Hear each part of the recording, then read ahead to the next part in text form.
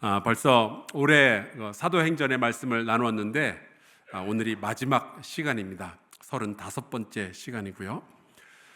아시다시피 이 사도행전은 예수님께서 승천하시는 이야기로부터 시작이 되죠. 그런데 우리가 주목해야 되는 것은 왜 그리고 어떻게 예수님이 승천하셨는가가 아니라 왜 제자들은 이 땅에 남겨져야만 했는가 하는 겁니다. 천국이 그렇게 좋은 곳이라면 주님은 왜 제자들을 데리고 승천하지 않으셨을까요? 바로 선교의 사명 때문이죠. 사도행전 1장 8절에 보면은 이런 말씀이 있습니다.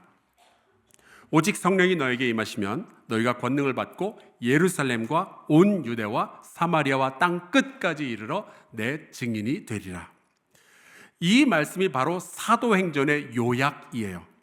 실제로 오순절날 성령이 임하신 후에 제자들이 권능을 받죠.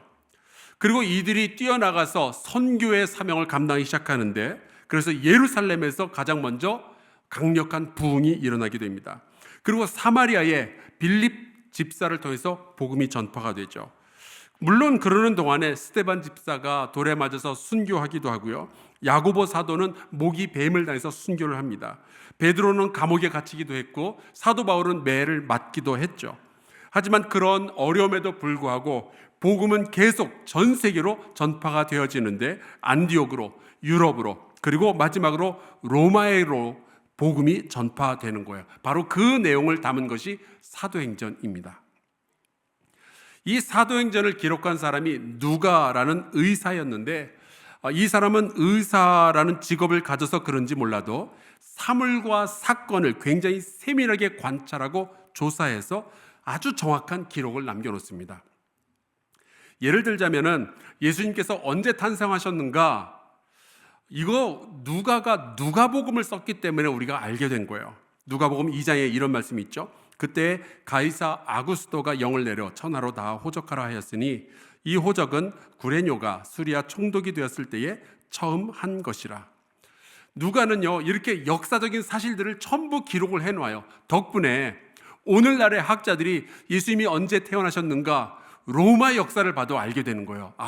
그 황제 때, 이 총독 때 이런 일이 있었구나 알게 되는 거죠. 오순절날 성령께서 마가의 다락방에 임하실 때 그 자리에 누가 있었는가? 저는 사람 이름도 잘 기억이 안 나고요, 얼굴도 잘 못 알아보는 좀 약점이 있습니다. 그래서 저 같으면 아마 그 마가의 다락방에 여러 사람이 있었다, 그리고 그만둘 것 같아요. 근데 저는 그나마 나아요. 제가 아는 목사님 한 분하고 지난주에 이야기를 나누는데 그분이 그 엘리베이터에서 교회 청년을 만난 거예요. 그래서 다 이렇게 얘기를 하다가 너는 언제 결혼할래? 그랬더니 목사님 저 결혼했는데요. 목사님이 주례해 주셨는데요. 그러더래요. 그거 보고 너무나도 놀랐다고 하더라고요. 저는 그 정도까지는 아니에요. 근데 누가는요, 굉장히 철저한 사람입니다. 그 마가의 다락방에 있었던 사람 한 사람의 이름을 적어 넣기 시작하는 거예요. 베드로도 그 자리에 있었고, 가룟 유다를 제외한 나머지 제자들이 그 자리에 다 있었고, 그 자리에 예수님의 어머니 마리아, 그리고 예수님의 그 식구들, 형제들도 그 자리에 있었다라고 기록을 해요. 그리고 다 숫자를 합치니까 120명이었다. 왜 이렇게 디테일하게 기록을 남겼을까요? 나중에 누군가가 성령 임재에 대해서 의문이 생기면 그 자리에 내가 이름 다 적어놨으니까 가서 찾아가서 물어보라는 거죠. 누가는요, 굉장히 자신의 기록에 자신감이 있었어요. 왜냐하면 다 실제로 벌어진 일이었기 때문에. 또 오순절날 예루살렘에 전 세계에서 여러 사람들이 모여들었는데, 어떤 사람들이 모였는가? 저 같으면은 대충 다양한 나라에서 많은 사람이 모였습니다, 그렇게 쓰고 말았을 거예요. 근데 누가는 달랐습니다. 대충 기록하는 것이 아니라 굉장히 철저하게 조사를 해서 기록을 남기죠. 그래서 사도행전 2장에 보면은 이런 말씀이 있는 거예요. 우리는 바데인과 메데인과 엘람인과 또 메소포다미아, 유대와 갑바도기아, 본도와 아시아, 부르기아와 밤빌리아, 애굽과 및 구레네에 가까운 리비아 여러 지방에 사는 사람들과 로마로부터 온 나그네 곧 유대인과 유대교에 들어온 사람들과 그레데인들과 아라비아인들이라. 다 조사를 해놨어요. 여러분 혹시 중동 사람들을 보면은 이 사람이 어느 나라 사람인지 딱 보이십니까? 아니면 그 사람이 다 그 사람 같아 보이나요? 제가 그렇거든요. 두바이에 가서 보니까 옷도 다 똑같이 입었죠. 수염도 똑같이 길렀어요. 그래서 누가 누군지 모르겠습니다. 때로는 저 사람이 중동 사람인지 인도 사람인지 그것도 구별이 잘 안 돼요. 하물며 그들이 어느 집안에서 모여왔는지 그걸 딱 보고 어떻게 알겠어요? 누가는 직접 찾아가서 관찰하고 조사하고 어쩌면 인터뷰까지 했을지도 몰라요. 어디서 왔냐고, 어디서 왔냐고. 그렇게 해서 이 사도행전을 쓴 겁니다. 이 사람이 얼마나 철저하게 이 사도행전을 썼는고 하니 심지어 사도 바울과 죽을 고비를 같이 넘겨가면서까지 곁에서 동행하면서 글을 쓰죠. 마치 요즘 그 종군 기자가 우크라이나나 혹은 이스라엘에 가서 전쟁터에 가서 총알을 피하고 포탄을 피하면서 사진을 찍고 글을 써서 전 세계로 뉴스를 내보내는 것처럼 누가가 그렇게 글을 기록했던 거예요.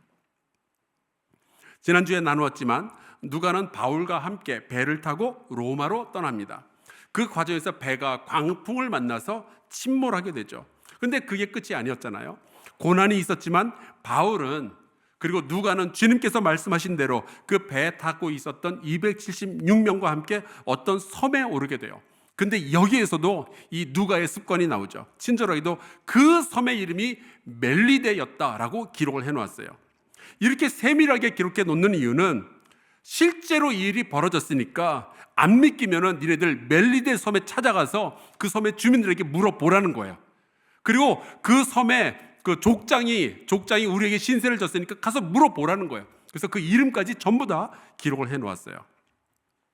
그런 험난한 과정을 지나서 이제 배를 타고 로마로 입성을 하게 되는데 누가가 이렇게 기록을 하죠.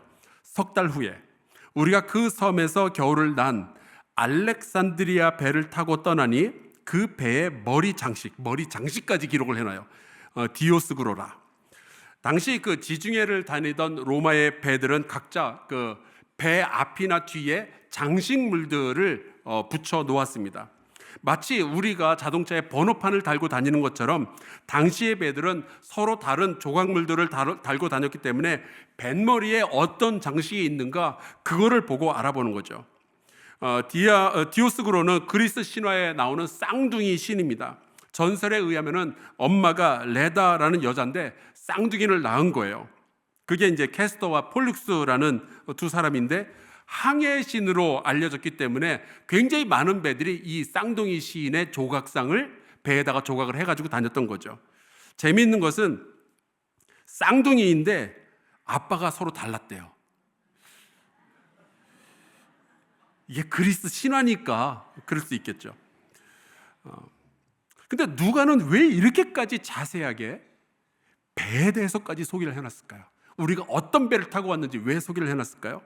여기서 이제 누가의 성격이 나오는 거예요. 사도행전의 모든 기록은 다 사실이고 내가 직접 보고 경험한 거니까 궁금하면은 그 배에 찾아가서 그 선원들한테 물어보라는 거죠. 내가 다 봤다. 그만큼 누가는요 자신의 기록에 대해서 정말 엄청나게 철저하게 기록을 해 놓은 거예요. 이제 바울은 바로 그 배를 타고 이제 로마로 들어가게 됩니다. 그런데 바울이 로마로 가기 전에 고린도에 있을 때 로마서라는 편지를 써서 로마의 성도들에게 미리 보낸 적이 있거든요. 그게 로마서예요. 근데 그 편지에 이렇게 썼습니다. 어떻게 하든지 이제 하나님의 뜻 안에서 너희에게로 나아갈 좋은 길 얻기를 구하노라. 어떻게 해서든지 로마에 가고 싶은데 기회면은 좋은 길, 좋은 방식으로 너에게 가고 싶다라고 썼어요. 그런데 놀랍게도 바울이 로마로 갔던 방식은요, 죄수의 몸으로 묶여서 로마에 도착하게 된 거예요. 여러분, 이건 좀 아니지 않아요? 여러분 보시기에는 이게 좋은 방법 같아요? 여러분이 미국이나 혹은 일본 갈 때 죄수의 몸으로 끌려가면 좋으시겠어요? 그거 아니잖아요. 아마 바울도 또는 누가도 로마에 갔을 때 아주 자유롭게 로마의 성도들을 방문하고 골목골목 돌아다니면서 맛있는 것도 사 먹고 길 어귀에서 많은 로마 사람들한테 복음을 전하고 그러고 싶었을 거예요. 그런데 왜 거기에 죄수의 몸으로 사슬에 묶여서 가냔 말이죠. 이게 뭔가 싶었을 겁니다. 그가 로마에 머무는 동안 어떤 방식으로 있었을까요? 16절에 보면 이렇게 기록했어요. 우리가 로마에 들어가니 바울에게는 자기를 지키는 한 군인과 함께 따로 있게 허락하더라. 우선 로마로 갔던 바울은 황제에게 재판을 받기까지의 기간 동안 감옥은 아니었고요, 새방이라고 되어 있는데 새방에 거주하게 되었습니다. 거기에 이제 갇혀 있는 거죠. 그리고 대신에 로마 군인 한 사람의 감시를 계속 24시간 받아야만 했어요. 그러니까 바울은 로마 군인에게 이 사슬로 묶여가지고 같이 그냥 늘 있어야만 하는 거죠. 로마의 기록에 의하면은 이 군인들은요, 하루에 3교대로 죄수를 지켰다고 해요. 그러니까 바울은 집 바깥으로 나갈 수는 없었고 하루 종일 3명의 로마 군인에게 교대로 묶여 있었던 겁니다. 이거는 바울이 상상했던 거랑 너무 달랐을 거예요. 이게 무슨 좋은 길이에요. 여러분은 그럴 때 어떻게 하실 것 같으세요? 바울은 바로 이러한 상황 속에서 교회 성도들에게 기도 부탁을 합니다. 로마의 감옥에서 쓴 편지 중에 에베소서라는 게 있어요. 이 에베소의 성도들에게 보낸 편지인데 여기에 보면은 6장에 이런 말씀이 기록되어 있습니다. 또 나를 위하여 구할 것은 내게 말씀을 주사 나로 입을 열어 복음의 비밀을 담대히 알리게 하옵소서 할 것이니 이 일을 위하여 내가 쇠사슬에 매인 사신이 된 것은 나로 이 일에 당연히 할 말을 담대히 하게 하려 하심이라.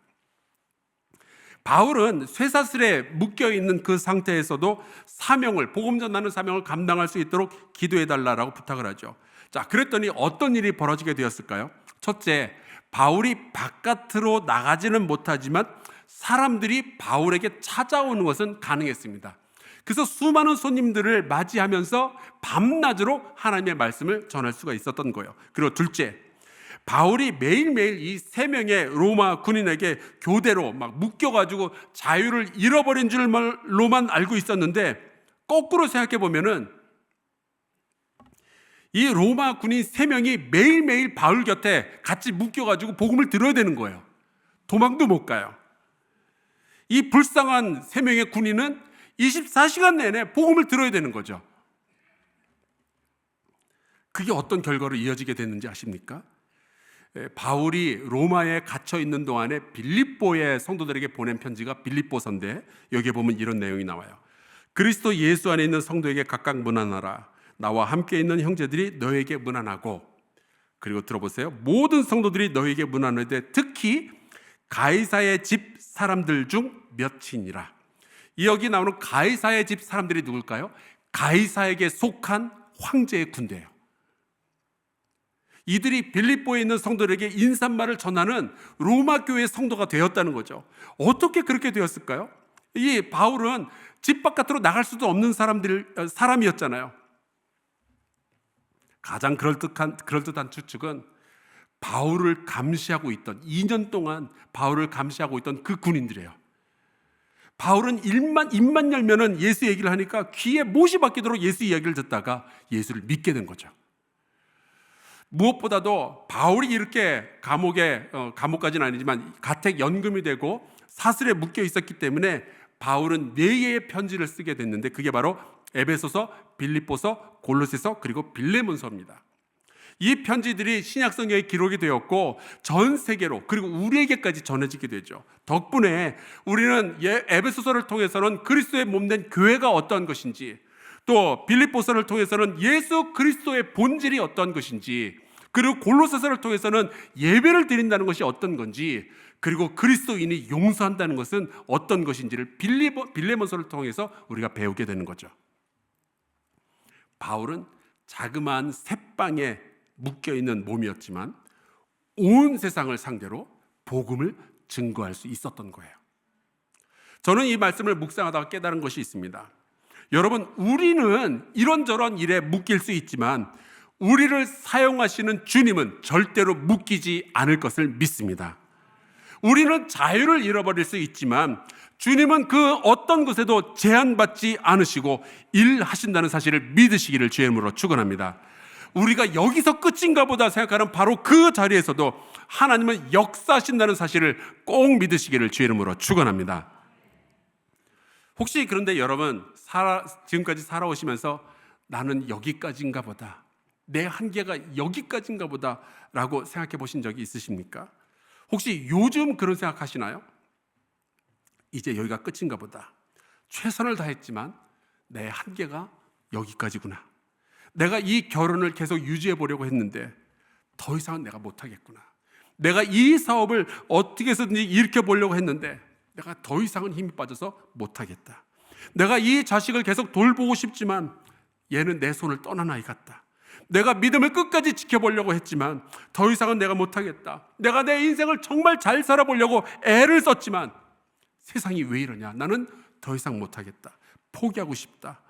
여러분 요즘 그런 생각 가져보신 적 없으세요? 혹시 자녀들 키우고 교육시키는 것 때문에 요즘 스트레스 받는 분들 계십니까? 재정적으로 풍족하지 못해서 모든 방면에서 제한받는 그 느낌 때문에 잠을 이루지 못하는 분들 계신가요? 직장 일 때문에 자유를 잃어버린 분들이 계십니까? 남편 때문에 혹은 아내 때문에 힘든 분들 계십니까? 하나님은 여전히 여러분의 끝이라는 지점에서 동행하시고 새롭고 선한 일을 일으켜 주실 줄로 믿습니다. 그것이 바울의 이야기인 거예요. 여러분, 수잔나 웨슬리라는 여성에 대해서 알고 계세요? 이분은 19명의 자녀를 낳았어요. 저는 아들이 집에 한 명만 있는데도 속이 터질 것 같거든요. 근데 19명을 키운다는 것은 어떤 걸까요? 수잔나 웨슬리는 아마 하루 종일 육아 그리고 가사 일에 묶여 있었을 겁니다. 뭘 어쩌겠어요. 애들이 그렇게 많은데 하나는 토하고 있고 다른 하나 벌레 주워 먹고 있고 또 다른 하나는 벽에 낙서하고 있고 난리도 이런 난리가 없겠죠. 그런데 그렇게 키웠던 아이들에게 묶여 있었는데 그 19명의 아이들 중에 2명이 바로 감리교회 창시자 요한 웨슬리 목사님 그리고 찰스 웨슬리 목사님인 거예요. 이 두 사람이 감리교 운동을 시작했고 영국 사회를 통째로 바꿔놓았습니다. 영국에서 노예제도가 왜 없어진 줄 아세요? 이 두 사람 때문에 없어졌어요. 마틴 루터는 종교개혁을 시작하기 전에 로마 교황청의 눈을 피해서 바르트부르크 성에 숨어서 10개월 동안을 그 안에서 지냈습니다. 처음에는 이게 뭐냐 싶었죠. 그런데 그 기간 동안에 신약 성경을 헬라어에서 독일어로 번역을 해냅니다. 그리고 바로 이 독일어 신약 성경이 독일 전체를 변화를 시키고 종교개혁을 일으키는 위대한 작품이 되는 거죠. 존 버년이라는 영국의 위대한 설교자는 베드포드 감옥에 12년 동안을 갇혀 있어야만 했었어요. 근데 그 갇혀 있는 동안에 이 사람은 철로 역정이라는 책을 쓰게 되죠. 이 책은 지난 수백 년 동안 수많은 사람들에게 감동을 주고 죄를 떠나서 천국의 길로 가도록 격려하는 작품이 되었습니다. 이 사람을 두고 나 같은 죄인 살리신 그 찬송을 쓴 존 뉴튼이 그런 이야기를 했어요. 존 버년은 감옥 바깥에 있을 때보다 감옥 안에서 더 강력한 역사를 이뤄냈다고요. 송명희 시인이라는 분이 있죠. 이분은 태어날 때 의료사고로 뇌성마비가 왔어요. 그래서 평생 송명희 시인은 자기의 불구의 몸에 갇히게 되었습니다. 걷지도 못하고요, 말도 제대로 할 수 없고요, 글도 제대로 쓸 수 없어요. 하지만 하나님께서는 이 송명희 시인을 통해서 정말 놀랍게 일을 하셨습니다. 여러분은 대학도 나오고 건강한 몸을 가지고 지금까지 책을 몇 권 쓰셨어요? 송명희 시인은 그 몸에 갇힌 상태로 28권의 책을 써냈어요. 이분이 작사한 노래는 지금도 저의 애창곡들 가운데 하나죠. 나 가진 재물 없으나, 나 남이 가진 지식 없으나, 나 남에게 있는 건강이 있지 않으나, 나 남이 없는 것이 있습니다. 곧 예수 그리스도. 그러니까 여러분, 하나님이 끝이라고 말씀하시기 전까지는요, 절대로 끝이 아닌 거예요. 그렇다면 사도행전을 읽으면서 정말 재미있는 것은 이 사도행전의 결말 부분입니다. 오늘 본문인데 다시 한번 말씀을 볼게요. 마지막 2절이에요. 바울이 온 이태를 2년 동안이란 뜻이죠. 자기 셋집에 머물면서 자기에게 오는 사람을 다 영접하고 하나님의 나라를 전파하며 주 예수 그리스도에 관한 모든 것을 담대하게 거침없이 가르치더라. 끝. 근데 이 말씀을 읽다 보면 이거는 좀 평소에 누가랑 너무 다르다는 생각을 하게 됩니다. 평소에 누가라면은 그래서 2년 동안 누가 찾아왔는지 다 기록을 남겨놨을 텐데, 말씀을 들었던 사람들이 어떤 일들을 했는지 다 기록을 남겨놓았을 텐데, 담대하게 거침없이 가르치더라 그러면서 그냥 딱 끝이 나요. 중간에 그냥 덜렁 끝이 난 거예요. 이건 누가의 스타일이 아니죠. 평소에 누가를 아는 사람이라면 이게 굉장히 이상할 수밖에 없어요. 누가는 굉장히 철저하게 기록하는 사람이라고 그랬잖아요. MBTI로 따지면 슈퍼 J예요. 모든 것이 딱딱 맞아 떨어져야 되고 계획대로 돼야 되고 세밀한 부분까지 전부 기록에 남기는 사람이었거든요. 근데 사도행전을 보면은 깔끔하지가 않을 거예요. 그냥 중간에 말하다가 뚝 끊었어요. 여러분, 성경에 보면은 이런 책이 별로 없습니다. 예를 들어서 요한복음 볼까요? 요한복음의 마지막 장 마지막 절, 예수께서 행하신 일이 이외에도 많으니 만일 낱낱이 기록된다면 이 세상이라도 이 기록된 책을 두기에 부족할 줄 아노라. 여러분, 얼마나 끝 같아요. 얼마나 깔끔해요. 끝나는 느낌이 쫙 오잖아요. 로마서를 보면은 이렇게 끝이 나요. 마지막 장 마지막 절, 지혜로우신 하나님께 예수 그리스도로 말미암아 영광이 세세 무궁하도록 있을지어다. 게다가 아멘. 여러분, 얼마나 멋지게 끝이 나냔 말이에요. 근데 사도행전은 뭔가 잘 진행하다가 그냥 밑도 끝도 없이 끝이 납니다. 그런 영화들이 종종 있죠. 영화가 끝은 났는데 왠지 2편이 나올 것 같은 그런 영화들. 지금 사도행전이 그렇게 끝이 난 거예요. 그동안 수많은 학자들이 왜 사도행전이 이렇게 갑자기 끝이 날까 여러 가지 연구를 했는데, 그러면서 여러 가지 추측을 내놨죠. 그 중에 하나가 이겁니다. 양피지 부족 현상. 누가가 글을 더 쓰고 싶었지만 양가죽 혹은 파피루스가 부족해서 그냥 끝을 냈다는 거죠. 근데 여러분, 누가가 그럴 사람이 아니에요. 복음 전하는 이야기를 글로 남기기 위해서 목숨을 걸고 난파선까지 올랐던 사람이잖아요. 이렇게 끝날 리가 없어요. 누가가 사도행전을 이렇게 담대하게 거침없이 전하더라라는 이야기와 함께 바로 끝을 낸 것은 사실은 여기서 끝이 아니라는 이야기를 하고 싶은 거죠. 설교 초반에 사도행전을 요약하자면 사도행전 1장 8절이라고 말씀을 드렸어요. 예루살렘과 온 유대와 사마리아와 땅 끝까지 이르러 내 증인이 되리라. 그런데 사도행전을 보면은 정말로 예수님의 말씀대로 예루살렘의 복음이 전파되는 이야기가 나오죠. 체크. 온 유대의 복음 전하는 이야기가 나오죠. 체크. 사마리아의 복음 전하는 이야기 나오잖아요. 체크. 근데 땅 끝까지 복음을 전하는 이야기도 나오는가? 그건 말할 수가 없어요. 물론 바울은 로마에까지 왔어요. 하지만 거기가 땅 끝입니까? 아니거든요. 거기서 더 서쪽으로 가면 스페인이 나오고 거기서 더 서쪽으로 가면 영국이 나오는 거잖아요. 땅 끝이 아니에요. 누가는 왜 사도행전을 이렇게 밑도 끝도 없이 중간에 딱 잘라서 끝을 내버렸는가? 누가가 말하고 싶은 건 이거예요. 하나님의 선교는 바울에게서 끝날 수 없다는 거죠. 자기가 이런 식으로 갑자기 사도행전을 끝을 내도 하나님은 제2의 바울, 제3의 바울, 제4의 누가, 제5의 누가를 찾아내셔서 그들을 통해서 거침없이 담대하게 하나님의 나라를 전할 것이라는 그 자신이 있었던 거예요. 결국 바울은 로마에서 2년 동안 복음을 전하다가 잠시 풀려났다가 다시 체포가 되고 결국 네로 황제에 의해서 참수형을 당하게 됩니다. 하지만 예수 그리스도와 하나님의 나라는 바울과 로마에서 멈추는 것이 아니라 또 다른 바울들에 의해서, 또 다른 누가에 의해서 거침없이 땅끝까지 전해졌던 거예요. 지난 2000년 동안. 그렇게 복음이 퍼져가면서 1900년이 지난 어느 날 아펜젤러와 언더우드라는 두 선교사가 조선의 제물포 항구로 들어오게 됩니다.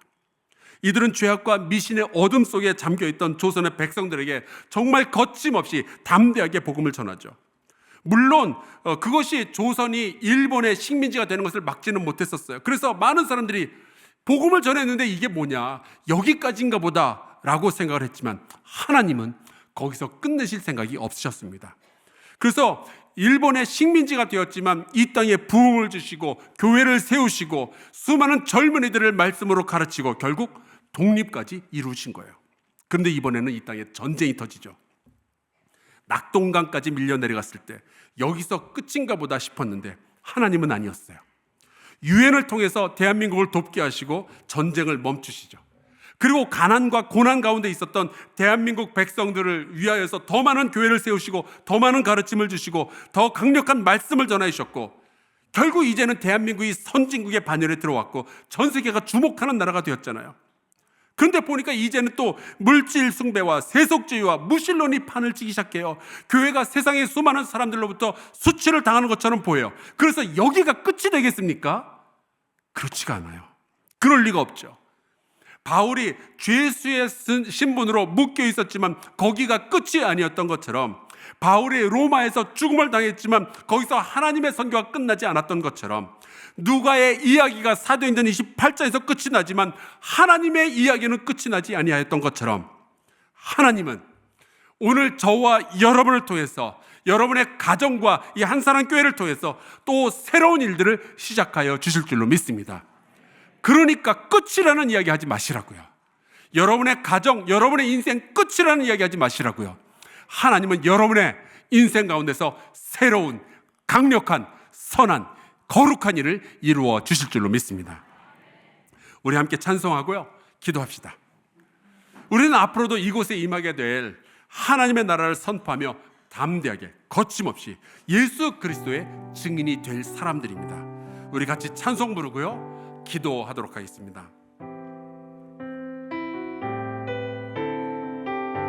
이곳에 임하신 하나님 나라, 이곳에 임하신 하나님 나라, 가난한 마음으로 바라보리라.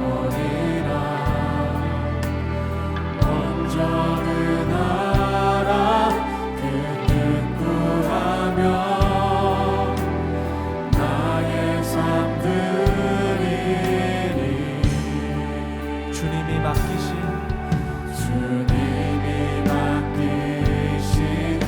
하나님 나라, 믿음의 눈으로 바라보리라. 하늘의 뜻이 이 땅 가운데 완성될 그날까지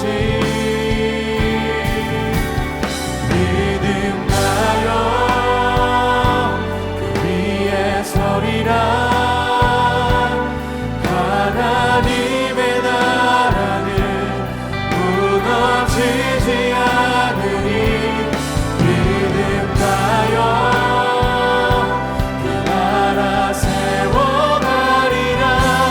주님 곧 오실 때 다시 한번 믿음 다하여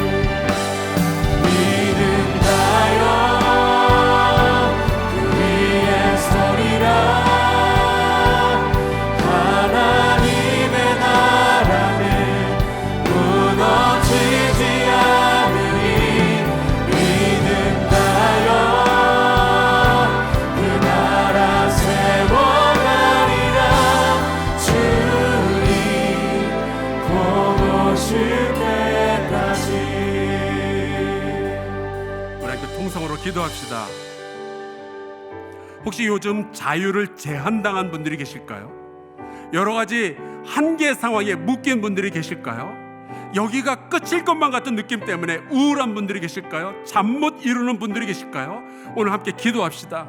우리의 삶을 주님께 맡기면서 기도합시다. 주님, 나와 내 가정, 내 일터에 역사하셔서 하나님의 거룩한 일들이 매일매일 이어지게 하여 주시옵소서. 통성으로 기도하겠습니다. 주님,